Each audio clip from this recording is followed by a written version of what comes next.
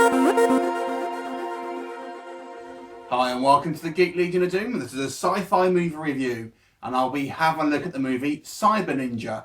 So this film is a Japanese film which has a multitude of different titles, including obviously Cyber Ninja, Mirai Ninja, Future Ninja, Robo Ninja and Warlord. So this was released in 1988 and in the same year the company that released this film, Namco, also released a video game of the same name.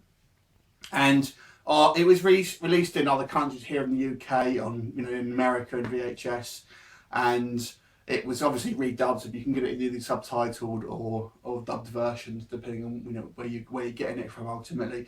And then the interesting thing here, it says on the box that it kind of likens it to Star Wars, but I'd have to say this film probably reminds me more of the Masters of the Universe. So the kind of setting is, it was sort of told in the beginning, is this kind of far off in the future. Obviously with these Japanese kind of Power Ranger-y, Kamen Rider type things, obviously there's, a lot of it obviously is going to be fairly nonsensical to a certain degree. But there appears to be this futuristic sort of state where people are kind of relying on both high technology, and kind of magic and kind of demons and things as well, but they're also kind of using swords and that kind of weapons as well. So that is what I mean. It reminds you more of kind of Master of the Universe. It has that sort of mixture of sort of sci-fi and sort of fantasy. And the story here is fairly straightforward. To be fair, there's essentially two sort of warring factions: the kind of the humans and the kind of the bad guys, which are sort of these mechanical ninja types, and they're sort of led by this guy in sort of garish white makeup. And their plan, I think, is to kind of resurrect their demon lord, and they need to sort of sacrifice human blood or whatever to try and sort of resurrect him or try and bring him into the flesh. But what they're doing, I guess, is that these bad guys is making all these sort of different types of kind of like mecha ninjas, as they call them. And one of these mecha ninjas was actually an experiment, and it's quite amusing. Apparently he was an experiment for the Master's birthday, which was quite amusing. That's literally what it says.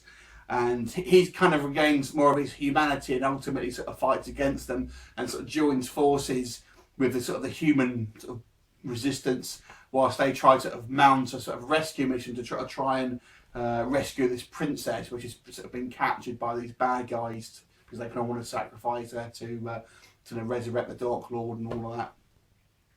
So that's the basic premise of the film. So it's fairly straightforward. Then there are some obviously very, very silly moments here. This is obviously made to be a kind of bit of a cheesy fun movie without, you can't really pick too many holes in it to be fair.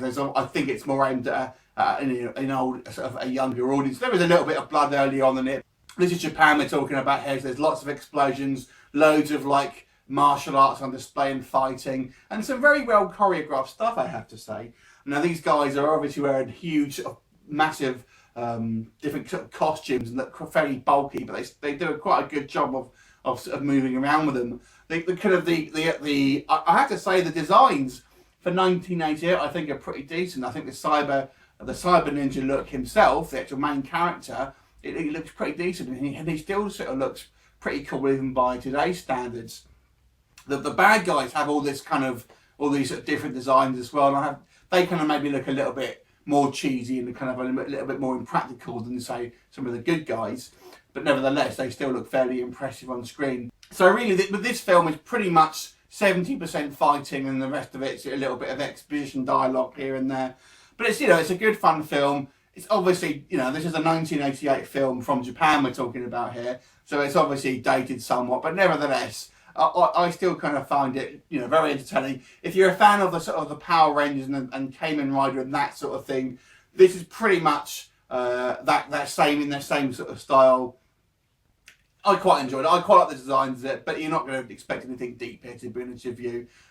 It's difficult. I always find it fairly difficult to kind of judge acting when it's from non-English speaking actors, but I guess it was okay for this thing. Obviously, some of the dialogue is a little bit silly, and like I said, they've made the Cyber Ninja for a birthday gift, so you kind of have to sort of take it obviously with a pinch of salt. But it's, you know, it's a passable time waster if you kind of like your older sort of retro films and you're interested in the sort of Japanese culture. But like I said, I think the design's really interesting. The Cyber Ninja himself specifically, I think is worth a look.